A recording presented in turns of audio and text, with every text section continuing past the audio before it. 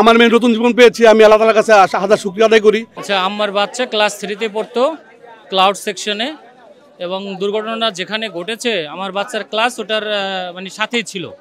তো আল্লাহর কাছে লাখো কোটি শুকরিয়া যে আল্লাহ তাআলা আমাকে এবং আমার বাচ্চাকে হেফাজত করেছেন। কারণ আমি গতকালকে আমার বাচ্চা স্কুলে সকালে দিয়ে যাই এবং সঠিক সময়ের আগেই আমি স্কুলে উপস্থিত হই। কারণ হচ্ছে আমি কালকে স্কুলের বেতন দিয়েছিলাম এবং যখন স্কুলটা ছুটি হয় 1টা বাজে, তখনই আমি এখানে 1টা বাজার আগেই আমি চলে আসছিলাম এবং ছুটি হওয়ার সাথে সাথে আমি বাচ্চাকে নিয়ে বের হয়ে যাই। ঠিক আছে, তো বের হওয়ার পরে আমি যখন আমার বাসা কাছেই, মেবি আমার বাইকে 5 মিনিট সময় লাগছে বাসায় যেতে।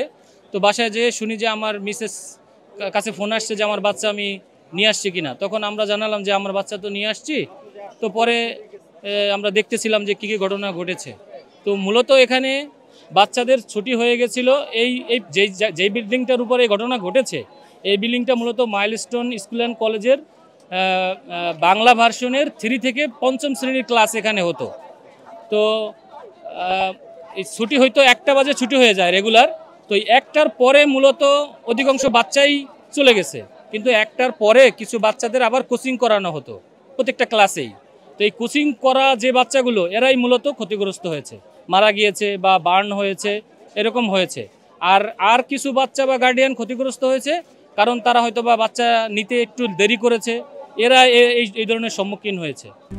RICL TMX, যুগের পর যুগ স্থাপনা থাকে মজবুত। যেই প্রশিক্ষণ বিমানটা এখানে প্রশিক্ষণ নিচ্ছিল বা এরকম আমরা এখানে তো অনেক প্রশিক্ষণ বিমানই মানে প্রায় দেখি এরকম হচ্ছে। তো আসলে এই ধরনের জনবহুল এলাকায় এই ধরনের বিমান প্রশিক্ষণ নেওয়ার নিয়ম নীতি আছে কি না, এইটা আসলে খতিয়ে দেখা উচিত।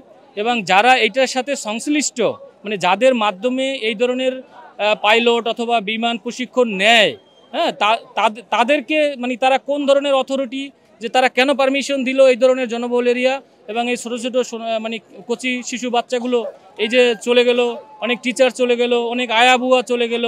হ্যাঁ, তো এটা তো খুবই দুঃখজনক। এই ঘটনাটা তো আমার সাথে কালকে ঘটতে পারতো, আল্লাহ আমাকে হেফাজত করছে না। সেটাই ধরেন, এই বিল্ডিংটার পিছনেই বড় একটা এই প্রতিষ্ঠানেরই বড় একটা আছে, কি বলে, গ্যারেজ আছে, গাড়ির গ্যারেজ। সেটাও একদম মাঠের মতো। এই বিল্ডিংটা যেটা দুর্ঘটনা ঘটলো জাস্ট পিছনেই, ওখানে পড়লে কিন্তু এই ধরনের ঘটনা ঘটতো না। আবার দেখেন বিল্ডিংটার সামনে কিন্তু এই যে বিশাল বড় মাঠ, 2টা মাঠ, এই মাঠটা যদি পড়তো তাহলে কিন্তু এই ধরনের দুর্ঘটনা ঘটতো না। তবে আমার মনে হয় পাইলট অবশ্যই চেষ্টা করছিলেন এই মাঠে ল্যান্ড করার জন্য, হয়তো বা তিনি কন্ট্রোল করতে পারেননি। হ্যাঁ, এই জন্য এই দুর্ভাগ্য এই ঘটনাটা ঘটেছে। তবে আমরা যারা বাচ্চাদেরকে এখানে পড়াই, আমাদের মেইন কিন্তু কনসার্ন থাকে যে একটা সুন্দর মনোরম পরিবেশ, বড় মাঠ, খেলার মাঠ, বাচ্চাদের মন মানসিকতা শিক্ষার পাশাপাশি এটা বৃদ্ধি পাবে, এইটা কিন্তু এই প্রতিষ্ঠানে ছিল। আমার বাচ্চাটা আমি নিয়ে গেটে গেছি, তখনই ব্রাস্ট হয়েছে, বোমা ব্রাস্ট হয়েছে, দিয়ে আগুন আর ধোয়া। তখন আমার মেয়েটাকে আমি, আমার সাথে আমার ছিল, বাইশটা ছিল, ওর কাছে দিয়ে আমি আগাই দিয়ে যায় সময়টা আগুন আর কিছু বলা এই সাইডে যারা ছিল এই পাশে, এদিক থেকে বেরিয়েছে, আর ভিতরে যারা ছিল সব আগুন পুড়ে গেছে। আমার মেয়ে নতুন জীবন পেয়েছি, আমি আল্লাহ তাআলার কাছে হাজার শুকরিয়া আদায় করি। আল্লাহ আমার মেয়েকে সুস্থ রেখেছে, ভালো রেখেছে। আমি সকলের কাছে, দেশবাড়ির কাছে, সকলের কাছে আমি আমার মেয়ের জন্য আমি দোয়া চাচ্ছি। আমার মেয়ের বান্ধবী মারা গেছে। আমার মেয়ের বান্ধবী, আমার মেয়ে যেটা বললো আজকে রাত্রে, গেছে কাল রাত্রে, ও যখন দেখলো টিভিতে বা ফেসবুকে দেখলো, ওর বান্ধবী মারা গেছে 5-7 জন, ওর নিজের বান্ধবী, কাছের বান্ধবী।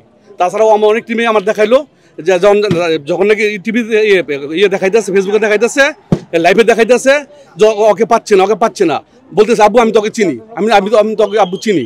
আর আমার মেয়েটা গেছে কাল রাত্রে ও শোয়ার পরে 11টার দিকে শুয়েছে, শোয়ার পরে ও হঠাৎ করে রাত্রে কান্না চিৎকার শুরু করেছে। ও দেখছে এগুলা, চিৎকার শুরু করছে।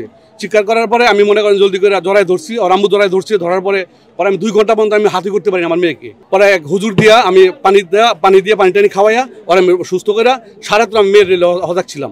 সারাত্র আমার মেয়ের ঘুম ছিল না চোখের মধ্যে, আমাদের ফ্যামিলির ঘুম ছিল না চোখের মধ্যে।